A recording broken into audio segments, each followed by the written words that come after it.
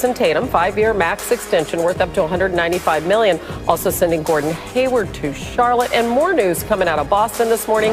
Kemba Walker is out until at least the first week of January. He received a stem cell injection in his left knee in October. Danny Ainge, new on SportsCenter. Well, I think this next year will tell us a lot more. I think, he saw some specialists over the last, 6 or 8 weeks, and they all came to the same conclusion. And I think that gave Kemba a great peace of mind. Maybe we didn't do him justice by bringing him back too fast into the bubble.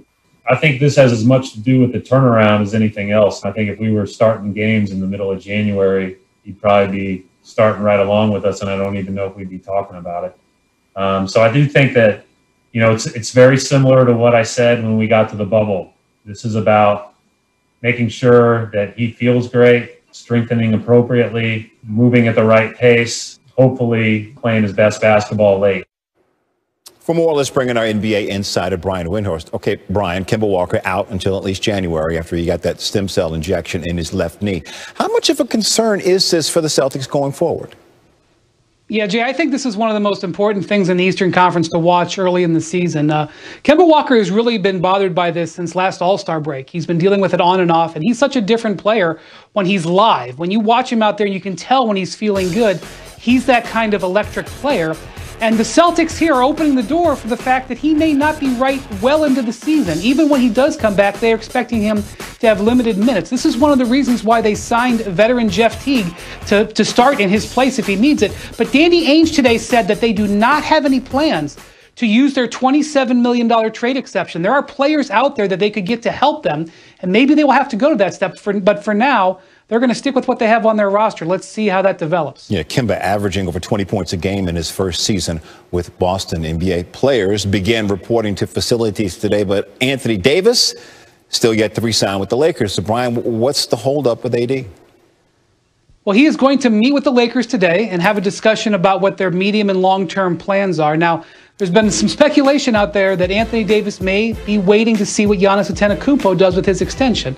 But I am told that what Anthony Davis is focused on right now is whether to sign a short contract. The 3 options he's looking at are 1 year plus an option, 2 years plus an option, or 4 years plus an option.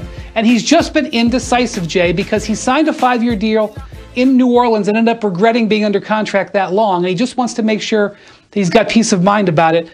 Most people in the NBA think he should sign a 2-year deal, but we'll see. If he only signs for 1, the Lakers could have salary cap space next summer. He averaged nearly 28 points a game in the postseason, again helping the Lakers win their first championship since 2010. Brian, thank you so much.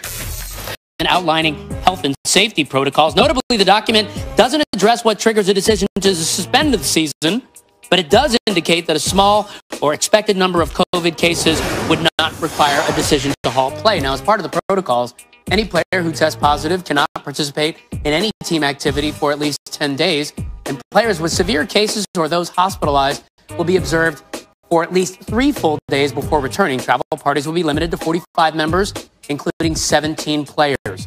So we're joined now by senior NBA insider Adrian Wojnarowski. Woj, nearly 140 pages involved in the protocol sent out by the league to teams. What are the biggest concerns that you are hearing? Ryan, in conversations with team presidents, general managers, they're just trying to plow through those 140 pages and understand it fully, because NBA general managers see what's happening in the NFL. They saw in baseball, when, there are teams who are fined, who are facing losses of draft picks, based on not complying with the rules. So they want to fully understand how to implement this in their organizations. And, a big difference now for NBA teams is they're going to be on the road traveling. They don't have the protection of a bubble. And just trying to make sure that not just when they have the players with them, but when the players are away from them, either on the road or at home, and they come in contact with those who might have the virus, how that impacts their teams and locker rooms. But there is just a lot for teams to get their arms around now. And that's really what they're trying to get through here as players are starting to return and camp is on the cusp of starting. So many more variables for them to deal with than when they were inside that bubble. We'll see how they manage it. Now, you reported last week that free agent Anthony Davis would not resign right away with the Lakers, that it extended till past Thanksgiving. So, or past Thanksgiving, where do things stand? Yeah, Anthony Davis, his agent, Rich Paul with Clutch Sports, they're still talking with the Lakers, and you can expect the deal's going to get done here, before the Lakers formally start their camp closer to the weekend. Anthony Davis wants to understand what all his options are in terms of length of deal, and that's the conversation they've had with the Lakers. Does he do a deal like a 2+1 contract that would put him with LeBron James and have those two, be on the same contractual course? And so those are all conversations. He can do a longer 4 or a 5-year deal. Those are the conversations they're having now with the Lakers still. All right, and we've got 22 days until the scheduled tip to the NBA season. That is Adrian Wojnarowski. Coach, thanks. For the NBA. Training camp opens tomorrow, December 1st, with preseason running from December 11th through the 19th. Each team will play at least twice, some teams playing as many as 4 games. The season starts on December 22nd and continues through early March, when there will be an all-star break, despite no all-star game. Hannah? Yeah, unless they have to play makeup games during that time, as we welcome in Brian Windhorst. So, Brian, listen, this has been crazy times for the NFL, for college football, for college basketball, just games getting canceled constantly with these outbreaks across the country. And over the weekend, the NBA put out their COVID-19 protocols. So we're talking about 450 players who are not going to be in a bubble, the one that was so successful in restarting and finishing the season. What do we need to know about these protocols? Well, Hannah, the NBA is saying that they are expecting, and it's common sense, that there's going to be positive tests. And they are openly saying that even though there's going to be positive tests, they have no intention of slowing the league down, postponing, or canceling. And they made the decision back in November that they were going to start in individual markets, that the bubble idea was going to be retired for the time being. Now, there are teams that have announced that they're going to start without fans. In fact, the Charlotte Hornets were the latest team to announce that today. But the NBA is going to try to fight through this, going to try to manage this situation, and they are going forward. And they are going to start Christmas week, and they are going to get as many games as possible. And to try to mitigate what you're talking about, they are not going to announce the second half of their schedule until later into 2021, so they can hopefully make up games that they know will probably have to be postponed. Yeah, and players who test positive could be out as long as 12 days. That's several games in there. It's not just a weekly game like the NFL, so you could perhaps foresee some sort of domino effect. It'll be fascinating to see how that goes as players begin reporting tomorrow. And we have a couple of unresolved stories, really big storylines regarding the Lakers and the Bucks. Let's start in LA with Anthony Davis.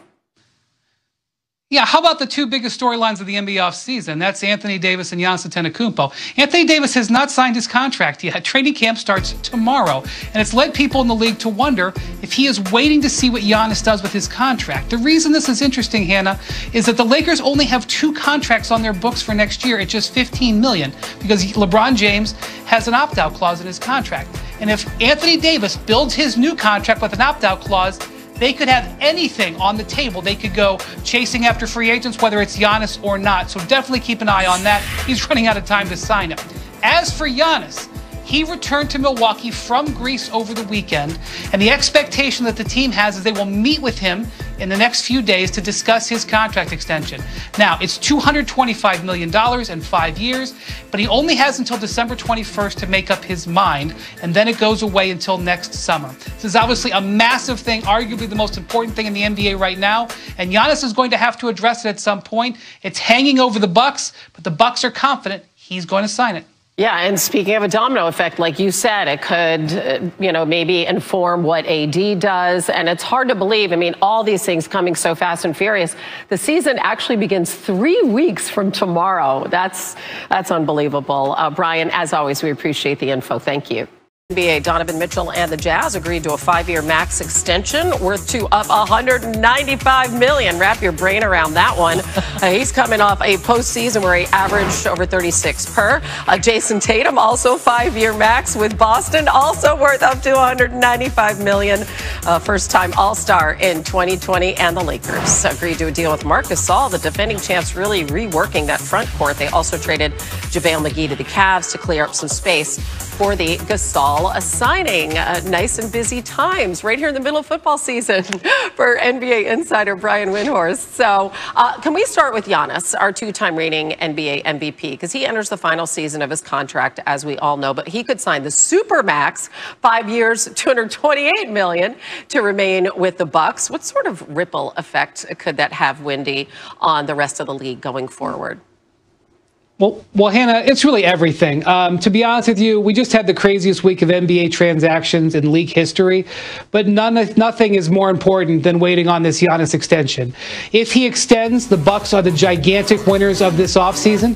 If he does not extend, we're going to see a mad rush and dash to prepare for his possible free agency next summer. And if you look at moves that teams have made across the league, whether it's the Miami Heat signing 4 players to 1-year contracts, whether it's the Toronto Raptors tailoring the contracts of their players so that they have more room next year, or the Dallas Mavericks making trades to clear off guaranteed money, those teams believe there's a chance that Giannis may not sign it. And so the whole league, in one way or another, is sitting on the edge of their seats waiting for that decision. Okay, so let's really play this thing forward now. Let's talk about Anthony Davis, because the whole world expects him to return to the Lakers. So how potentially could what Giannis is doing or ends up doing impact the type of contract that AD ends up getting? Yeah, it's unusual for AD to delay his re-signing for this long. And one of the things he could be watching is what Giannis does. If Giannis elects to sign the extension, then we could see AD potentially sign for longer. But if Giannis sets himself up to be a free agent next year, I know it seems hard for them to believe that the Lakers could do it, but that might spur Anthony Davis to only sign a 1-year contract with a player option, which is the kind of deal that LeBron James is on, to leave flexibility in Lakers payroll. So there's a lot of people watching Giannis Antetokounmpo right now. I know that as you